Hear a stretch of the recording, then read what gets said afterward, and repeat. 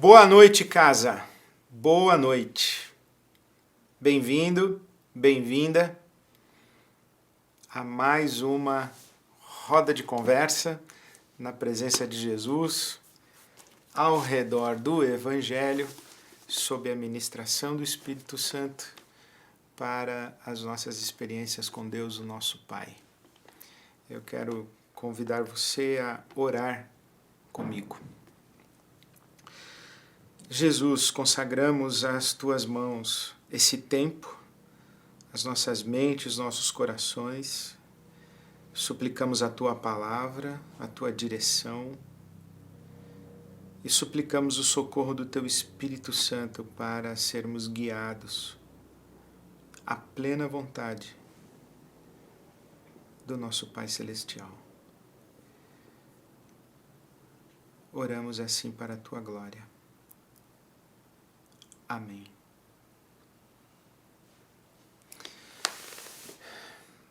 Encontro número 50. Esse encontro é especial. 50. Eu estou aqui na página 176, 176 do Talmidim 52. O tema deste episódio, Talmidim, é discípulos.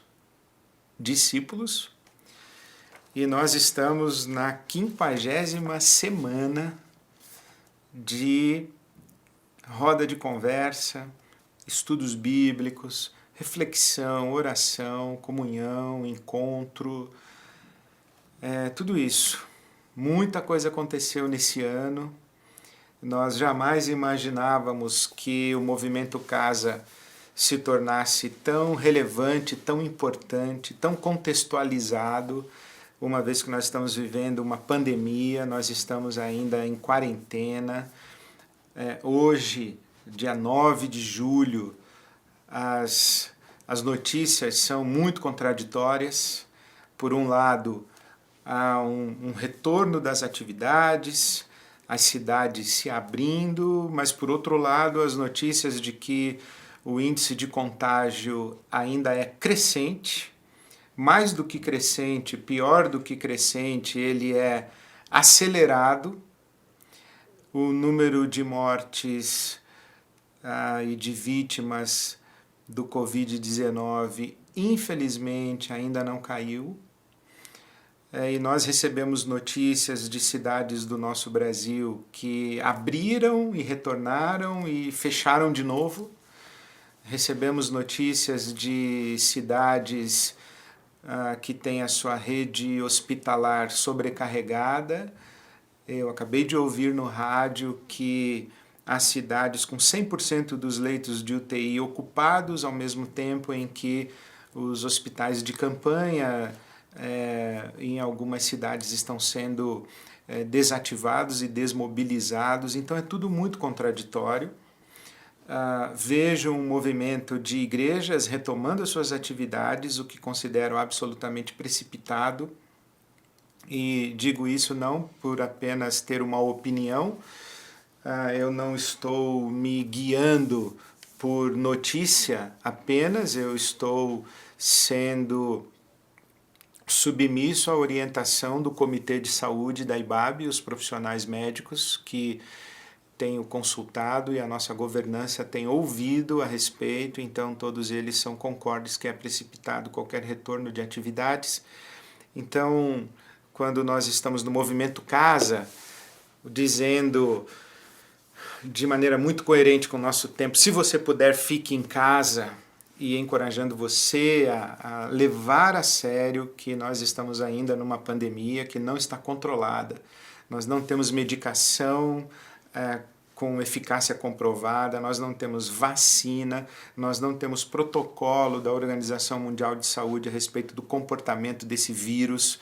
Então ainda está tudo muito confuso e tudo ainda fora de controle.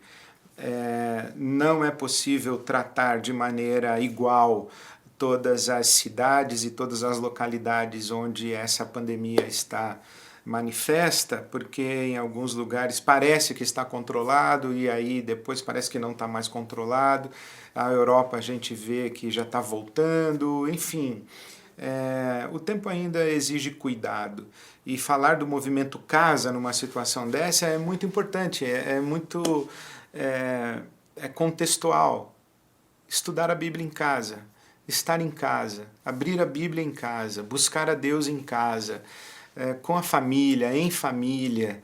Então é com muito pesar que eu percebo que o movimento casa foi uma providência de Deus para nós, mas com alegria, porque temos podido fazer isso e cultivamos e criamos esse hábito ao longo de todo o ano. Chegamos à 50ª semana do Movimento Casa. Também quero lembrar para você que na quinta-feira, dia 23, será o nosso encontro 52, onde nós vamos terminar e vamos encerrar o estudo do Talmidim 52. Então, na semana do dia 23, a quinta-feira do dia 23, o Encontro Casa vai ser numa live transmitida pelo YouTube também, pelo Instagram, e a gente vai fazer um grande agito, um grande movimento, uma grande festa de encerramento. E eu queria muito que você mandasse o seu testemunho, mandasse as suas fotos, porque nesse dia eu gostaria de compartilhar tudo isso, compartilhar com você o encerramento desse primeiro ciclo do Movimento Casa, que foi estudando o Talmidim 52. Depois a gente vai começar outros ciclos. No meu coração eu tenho o desejo de começar ciclos menores, ciclos de 10 encontros, 6 encontros, 5 encontros, 7 encontros, para que os grupos possam se movimentar a partir de pequenos compromissos e não 52 encontros de uma vez, como nós fizemos agora. Então, tudo isso acontecendo, Movimento Casa, mas bem-vindo ao encontro número 50, bem-vinda ao tema discípulos. E o texto bíblico de hoje é o Evangelho segundo São Mateus, o capítulo 28, começando no verso 18. Jesus Cristo, após a sua ressurreição, encontra-se com os seus discípulos e diz a eles o seguinte: foi-me dada toda a autoridade nos céus e na terra. Portanto, vão e façam discípulos de todas as nações, batizando-os em nome do Pai, do Filho e do Espírito Santo, e ensinando-os a obedecer a tudo o que eu lhes ordenei. E eu estarei sempre com vocês até o fim dos tempos. Aqui Jesus fala coisas muito importantes. Foi-me dada toda a autoridade nos céus e na terra. Indo, façam discípulos, ensinando-os a obedecer e batizando-os em nome do Pai, do Filho e do Espírito Santo, e eu estarei com vocês. Primeira coisa a se destacar foi-me dada toda a autoridade nos céus e na terra. Jesus está dizendo, o meu Pai me deu. E você pode ler a palavra de Deus em Efésios capítulo 1, os versículos de 20 em diante, quando o apóstolo Paulo diz que o poder de Deus se manifestou na ressurreição de Jesus, e que a máxima manifestação do poder de Deus em toda a história humana é a ressurreição de Jesus. Então o poder de Deus se manifestou na ressurreição de Jesus, e quando Jesus ressuscitou, Deus deu a ele, Jesus, Deus o Pai, deu ao Filho toda a autoridade no céu, na terra, debaixo da terra, não somente neste século, mas também no vindouro, e sujeitou todo nome ao nome de Jesus Cristo, nosso Senhor. Então, toda a autoridade foi-me dada. A palavra que Jesus usa é exousia, que é legitimidade, que é capacidade, que é autoridade. E é muito importante que Jesus está dizendo que foi-me dada. Diferentemente de Lúcifer, que pretendeu ter a autoridade, que cobiçou toda a autoridade sobre o universo criado por Deus, Lúcifer, a ele não foi dada autoridade.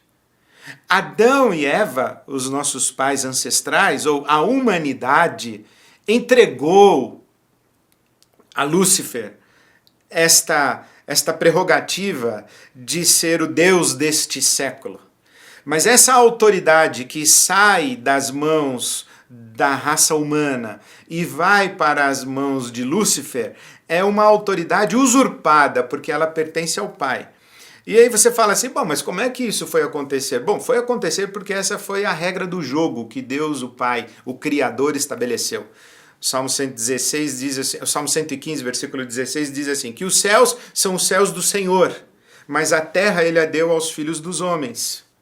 E os filhos dos homens deram a autoridade que receberam por delegação de Deus para Lúcifer. Essa é uma autoridade usurpada. Adão se rebelou contra a autoridade de Deus, Lúcifer usurpou a autoridade que estava nas mãos do homem, mas Jesus, na sua morte, na sua ressurreição, recebe a autoridade das mãos do Pai. Por isso que essa afirmação de Jesus aqui é toda a autoridade me foi dada, eu não usurpei, eu não roubei, eu não tenho uma autoridade que não seja legítima.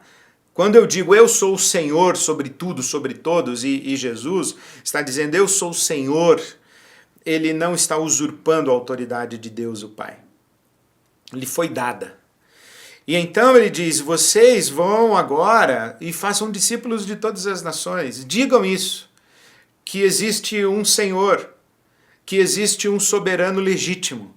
E que qualquer outra autoridade que não se submeta à autoridade de Jesus é uma autoridade que deve ser rejeitada, deve ser rechaçada. Isso é muito importante na sua vida, você pensar nisso. Toda autoridade que não esteja sob a autoridade de Jesus acaba se tornando um demônio na sua vida. Toda inteligência, toda potência, todo poder que pretende manifestar-se no mundo, expressar-se no mundo em rebelião à autoridade de Jesus, é um poder luciférico, é um poder satânico, é um poder diabólico. Toda autoridade em rebelião e em pretensa autonomia à autoridade de Jesus é uma autoridade que vai oprimir e escravizar. E que vai funcionar em benefício próprio, porque Jesus é o único que exerce autoridade sem escravizar. Pelo contrário, Jesus liberta. Jesus é o único que exerce a autoridade em amor. Jesus é o único que estabelece limites para o seu poder. Porque todas as outras consciências que recebem poder tendem a usar o poder em benefício de si mesmo, ou de si mesmas.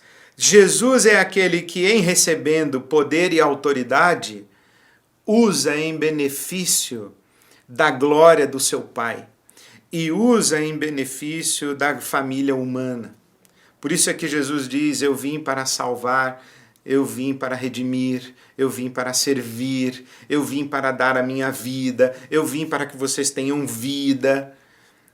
Então Jesus é aquele que tem a autoridade, tem o poder, tem exousia, tem legitimidade para mandar e desmandar, fazer e acontecer, mas ele não faz isso para escravizar, para oprimir, para destruir. Pelo contrário, Jesus liberta, dá vida, restaura, redime, salva, cura, perdoa.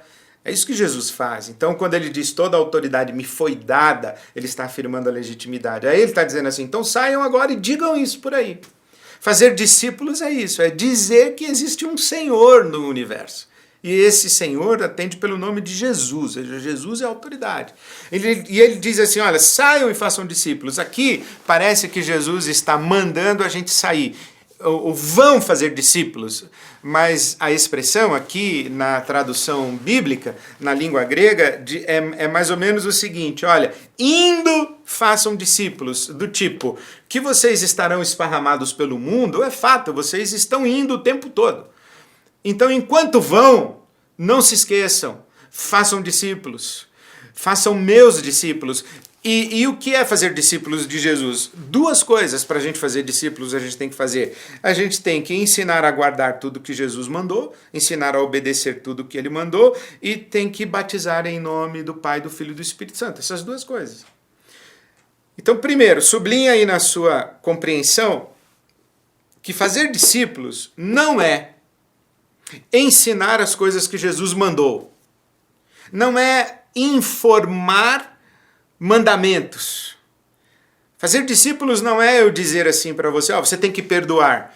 Não é eu dizer para você, ó, você tem que repartir o pão. Não é eu dizer para você, você tem que se sacrificar pelo seu próximo. Você tem que, você tem que, você tem que. Não, isso não é fazer discípulos, isso é ditar regra na vida dos outros. Fazer discípulos não é transferir informação e fazer discípulos também não é transferir mandamento. Fazer discípulos é ensinar a guardar. Ensinar a obedecer o que Jesus mandou. Não é ensinar o que Jesus mandou, é ensinar a obedecer o que Jesus mandou. Porque ensinar o que Jesus mandou, eu posso fazer aqui. Eu posso fazer virtualmente.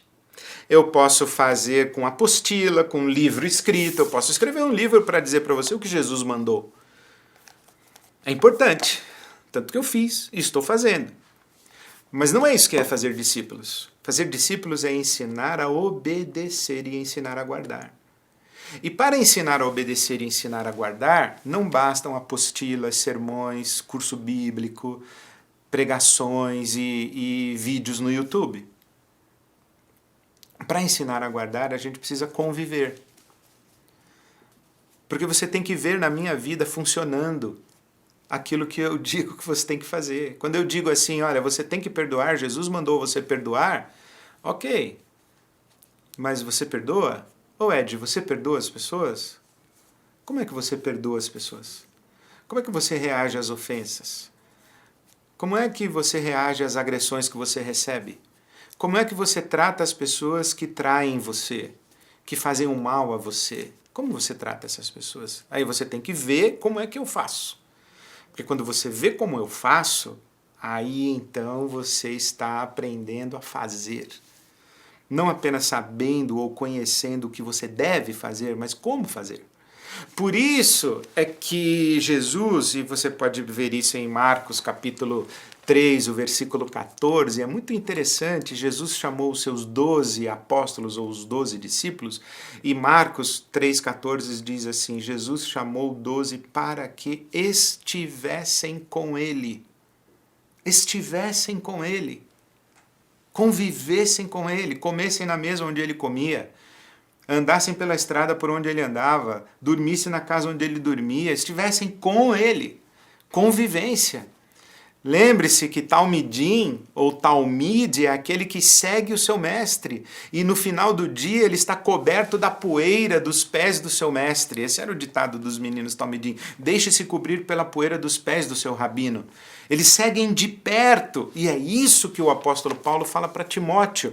Paulo fala assim para Timóteo na segunda carta a Timóteo capítulo 3, o versículo 10. Ele diz assim, você Timóteo tem seguido de perto o meu ensinamento, as minhas intenções, o meu procedimento, você tem seguido de perto. E sabe que essa expressão que Paulo usa para Timóteo, capítulo 3, versículo 10 da segunda carta a Timóteo, é como se o Paulo tivesse dito assim, Timóteo, você tem uma lupa em cima da minha vida, você segue de perto, você olha, você investiga a minha vida, você conhece a minha vida, você sabe como eu vivo. É assim que a gente faz discípulos. A gente não faz discípulos ditando regra na vida das pessoas e doutrinando e catequizando as pessoas. A gente faz discípulos ensinando as pessoas a viver como Jesus viveu e como Jesus deseja que seja a nossa vida. Então, por isso é ensinar a guardar, mas também batizando em nome do Pai, do Filho e do Espírito Santo. E sabe que no início da era cristã, os cristãos eram batizados debaixo de uma confissão. E a confissão era, Jesus Cristo é o Senhor.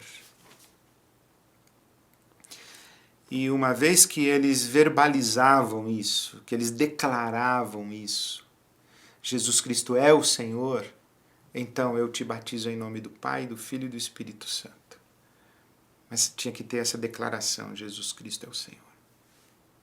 Paulo apóstolo escreve em Romanos capítulo 10, o versículo 9, se com tua boca confessar a Jesus Cristo como Senhor, então serás salvo. Essa confissão de que Jesus é Senhor, isso tinha uma implicação muito profunda naqueles dias. Por quê? Porque Senhor, a palavra grega é Kyrios. Kyrios era título do César imperador. Então, quando uma pessoa dizia assim, Jesus Cristo é Kyrios, estava dizendo, não é César o Senhor, não é o imperador romano o Senhor. A autoridade sobre a minha vida é Jesus Cristo. E isso colocava essas pessoas na linha de morte possível, de martírio. E isso é que quer dizer ser testemunha. A palavra testemunha é mártir. Testemunha de Cristo é um mártir. Ele ao identificar-se com Jesus, ele está dizendo que todas as outras autoridades que pretendem estar sobre ele estão sub júdice e estão sujeitas à autoridade maior, suprema, que é de Jesus. Por quê? Porque Jesus disse, toda a autoridade me foi dada. Então, ser batizado em nome do Pai, do Filho e do Espírito Santo é dizer, Jesus Cristo é o Senhor da minha vida. Então, o que eu encorajo você a fazer, primeiro, eu encorajo você a declarar, Jesus Cristo é o Senhor da minha vida. Se você ainda não fez isso, eu encorajo você e desafio você a se ajoelhar e dizer, eu quero confessar Jesus Cristo como Senhor da minha vida e me submeter à autoridade de Jesus. Segundo, eu quero encorajar você a procurar um grupo de cristãos perto da sua casa, onde você estiver. Procurar uma igreja, procurar uma comunidade cristã e dizer assim, eu quero ser batizado. Eu quero ser batizado em nome do Pai, do Filho e do Espírito Santo. Eu quero cumprir essa ordem que Jesus deixou aqui. Ele disse que a gente que dissesse que Ele é o Senhor, a gente ia ser batizado. Então eu quero ser batizado. Terceiro, eu quero encorajar você a conviver com pessoas que andam com Jesus, porque é somente assim que você vai aprender a viver como Jesus quer que você viva. É observando o Evangelho encarnado na vida das pessoas que andam com Jesus. E quarto, eu quero encorajar você que diz assim para mim, Ed, eu já declarei que Jesus é Senhor da minha vida, eu já fui batizado em nome do Pai, do Filho e do Espírito Santo, e eu já convivo com pessoas que seguem a Jesus.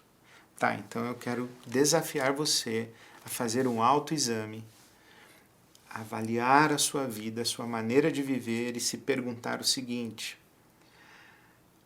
eu tenho sido um exemplo da vontade de Deus no mundo? A maneira como eu vivo, se as pessoas me observarem, colocarem uma lupa em cima da minha vida e começarem a me imitar, elas estarão imitando Jesus? Se elas começarem a viver do jeito que eu vivo, elas estarão obedecendo o que Jesus mandou? Eu queria encorajar você a fazer esse autoexame e assumir esse compromisso diante de Deus. Eu quero ser um exemplo de Jesus na vida das pessoas. O apóstolo Paulo, ele diz assim em Romanos capítulo 10, que nós devemos ser imitadores dele, assim como ele é imitador de Cristo. Porque Cristo a gente não vê, mas o apóstolo Paulo era possível ver. Então, eu digo para você, olha, seja meu imitador, como eu sou imitador de Cristo. Até que um dia você não precisa mais olhar para mim, porque você já está em relação direta com Jesus. Mas nos primeiros passos da sua peregrinação espiritual, você precisa de uma referência. Aí eu digo para você, então olha para mim.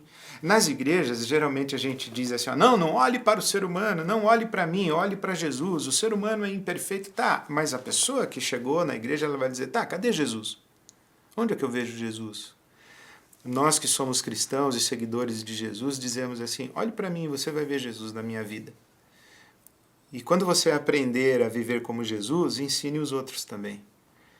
É isso que Jesus está dizendo aqui, é isso que quer dizer ser discípulo, discípulos, é isso que é o discipulado e é isso que é o movimento Talmidim. É isso que é ser seguidor de Jesus. E é isso que é fazer discípulos. Isso é ser discípulo e isso é fazer discípulos. Eu oro a Deus que isso seja vivo na sua vida. E até a próxima semana, se Deus quiser.